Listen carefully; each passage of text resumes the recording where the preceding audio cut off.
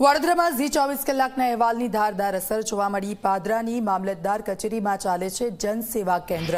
કેન્દ્રમાં લાલિયાવાડી અંગે અહેવાલ પ્રસારિત કરવામાં આવ્યો હતો। અહેવાલ પ્રસારિત થતાં પ્રાંત અધિકારી એક્શન મોડમાં આવી ગયા છે। પ્રાંત અધિકારી ઐશ્વર્યા દુબેએ કેન્દ્રની મુલાકાત લીધી છે। એજન્સીએ ઓપરેટરોને પગાર ન ચૂકવતા સમસ્યા થઈ હતી। પ્રાંત અધિકારીએ એજન્સીને ફટકારી છે નોટિસ।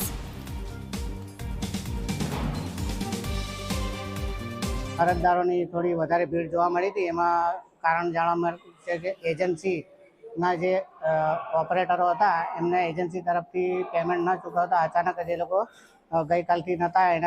એજન્સીએ એના જગ્યાએ બીજા બે ઓપરેટરોની વ્યવસ્થા કરી છે, પણ જે પેન્ડિંગ કામ હતું એ થોડું એને લીધે વધી ગયું હતું। એ પેન્ડિંગ કામ આજે બીજા માન્ય પ્રાંત સાહેબ તરફથી તાત્કાલિક બીજા બે ઓપરેટરો એજન્સી પાસેથી મંગાવી લીધા છે અને આગામી 24 કલાકમાં એ તમામ અરજદારોની અરજીઓનો નિકાલ કરવામાં આવશે।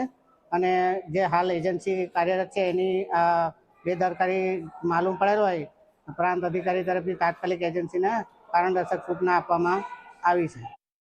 સંવાદદાતા મિતેશ માળી અમારી સાથે ફોનલાઈન પર જોડાઈ ગયા છે। મિતેશ, પહેલા શું પરિસ્થિતિ હતી અને ઝી 24 કલાકે અહેવાલ પ્રસારિત થયો પછી સમસ્યાનું નિરાકરણ આવ્યું ખરી? બિલકુલ, તો દીક્ષિતા જે પ્રકારે વાત કરીએ તો એક દિવસ અગાઉ છે તે ઝી 24 કલાક દ્વારા સમગ્ર બાબતને લઈને અહેવાલ છે તે પ્રસારિત કરવામાં આવ્યો હતો, જ્યાં અરજદારોને ભારે હાલાકી વેઠવાનો વારો આવ્યો હતો। કારણ કે આરટી હેઠળ હાલ જે એડમિશનની પ્રક્રિયા ચાલી રહી છે, જે દરમિયાન છે તે તમામ જે અરજદારો છે મામલતદાર કચેરી ખાતે જનસેવા કેન્દ્રમાં આવકનો દાખલો મેળવવા માટે જતા હોય છે। તેવામાં અચાનક જે એજન્સી દ્વારા છે તે 8 મહિનાથી જે ઓપરેટરો છે તેઓને પગાર નથી ચૂકવવામાં આવ્યો, જેને લઈને અરજદારો છે હડતાલ પર ઉતર્યા હતા।